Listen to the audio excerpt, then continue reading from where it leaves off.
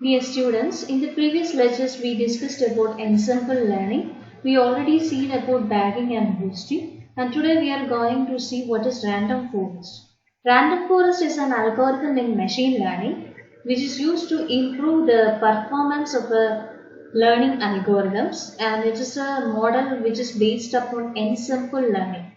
We know what is ensemble learning. We have to combine and maintain multiple models to create a powerful model. So here the term forest, forest suggests that there will be multiple trees. So here also this random forest, we are using multiple decision trees to make the final prediction. So we see what is random forest. Random forest is also termed as decision tree forest because a random forest is actually a collection of decision tree data. So it's another ensemble based method. We know ensemble based method, combining and maintaining multiple models to create a powerful model, that is ensemble based learning. So here this ensemble is based upon decision tree. That is why focuses only on ensembles of decision trees, and this algorithm is designed by Leo Breiman and Andy Cutler. In this random forest algorithm, it combines the base principles of bagging with random feature selection to add additional diversity to the decision tree models. So here also the thing is that we use the same idea of bagging. In bagging we know that the training data, from the training data different samples will be created. Based on the samples different models will be created, depends upon different algorithm, and finally this models are combined together to create a powerful model. Here the thing is that instead of doing multiple algorithms, we take different samples of the original training data, then we generate different types of decision trees, and for final prediction we take a vote among the various decision tree models. So after the ensemble of the trees, the forest is generated, the model uses a vote to combine the tree predictions. This is the diagram. This is our original training data. So from what happens is, from this original training data we have to select multiple subsets, random subsets using any of the sampling mechanism. So this subset will be taken from the original data. It should take row wise as well as column wise. That means a part of column will be a part of features will be extracted. At the same time, a part of rows will be extracted from the original data set. Using that sample, a decision tree model will be generated. Likewise, the next sample will be generated. Next sample means another part of this training data as well as feature set. Then another decision tree. Likewise, multiple decision trees will be generated. If you are looking at the structure of this tree, some of them can be similar, but most of them are different. Depends upon the training data, the structure of the tree appears. So here there is an example which contains 3 decision trees generated from the same training data. That means from the original training data we take the first subset. From the first subset this tree 1 generated, second subset tree 2 generated, third subset tree 3 generated. So if we want to test something in this random forest algorithm, what we have to do is the test data will be provided to all these 3 trees, and this is some of the tree prediction. The tree 1 predicts the test data as red class, tree 2 predicts the test data as green class, tree 3 predicts it will be belonging to the red class. So what the random forest do is it identifies all the tree predictions and it performs a majority voting. So here the majority of the vote will goes for the red class. So the random forest algorithm predicts the final output as red for the corresponding test data. This is how a random forest works. Random forests combine versatility and power into a single machine learning approach. So since this random forest algorithm tree uses multiple decision tree to create the final decision. So it is somewhat powerful machine learning approach. Ensemble uses only a small random portion of full feature set. Here, each and every model or each and every decision tree uses only a portion of the original data set. This random forest algorithm can handle extremely large data sets, that is, curse of dimensionality might cause other models to fail. So if the number of features, if multiple features are available, sometimes some models may not be able to show its performance good compared to this random forest. But in random forest, if the number of features are large, this algorithm can easily handle this large data sets. Its error rates for most learning tasks are similar to any other method. Like any other algorithm, we can calculate the error rate for random forest too. These are some of the advantages of random forest. Easier to use, less prone to overfitting.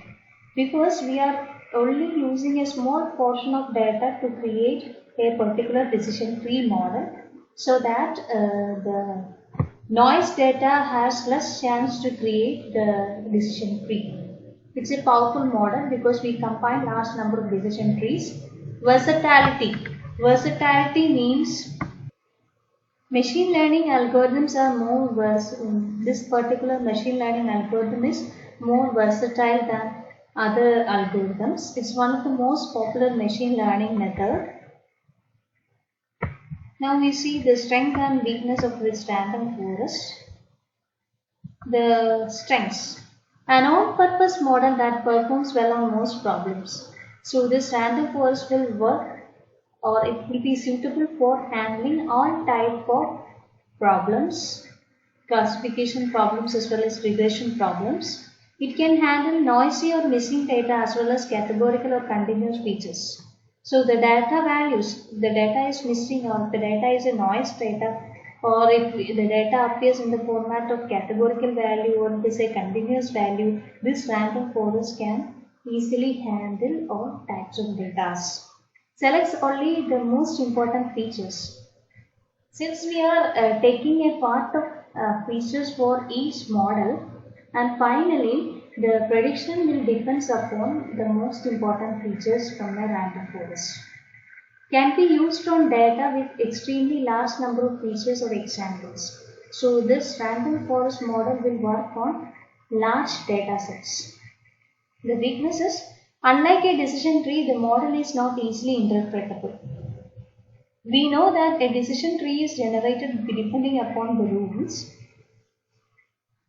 So if the random forest means it's a collection of decision trees, so it is not easily identified which rule the corresponding random forest follows.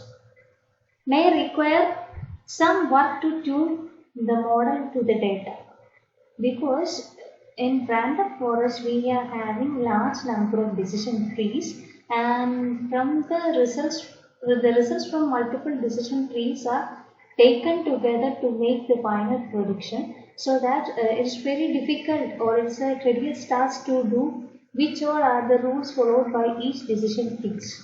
So these are the weaknesses of the random forest model and how this random forest is implemented in R. In R programming, there is a package called random forest, and these are some of the methods which is available in the random forest package. Building the classifier, we are having a command called random forest which takes business parameters. For making the prediction, we are having a command called predict, and this is an example for that. So using that, we can easily implement random forest in R programming.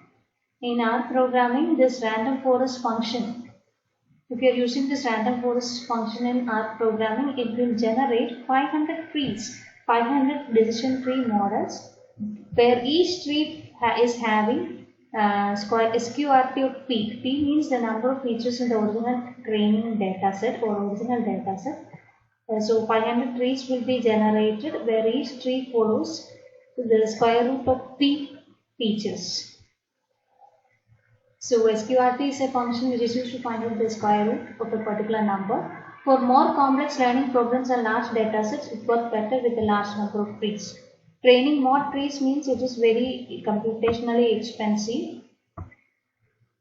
And the goal of using large number of trees is to train enough such that each feature has a chance to appear in several models. If we are using this large number of trees, we have to utilize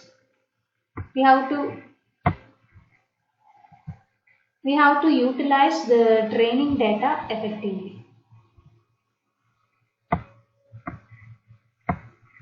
Then out of bag error rate. This is one of the error which is used in occurred in random forest, and it is termed as an unbiased estimate of the test set error, a reasonable estimate of future performance. And at the end of the forest construction, the predictions for each example, each time it was held out are tallied, and a vote is taken to determine the final prediction for the example.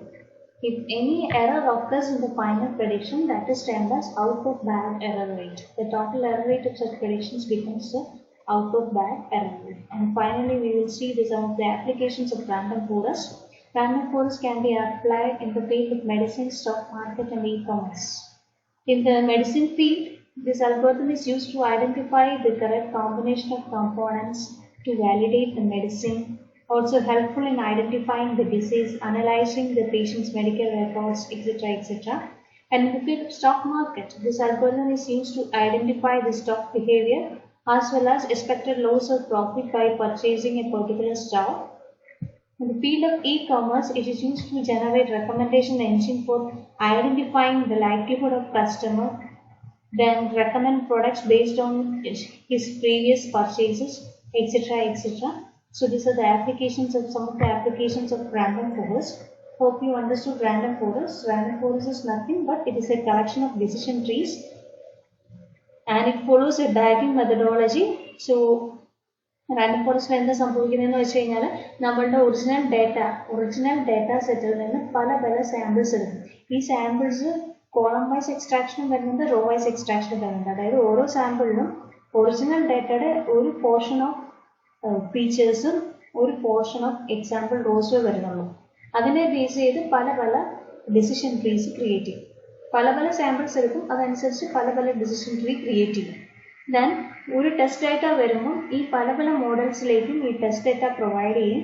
പല മോഡൽസും പല രീതിയിൽ final ഒരു prediction നടത്തും.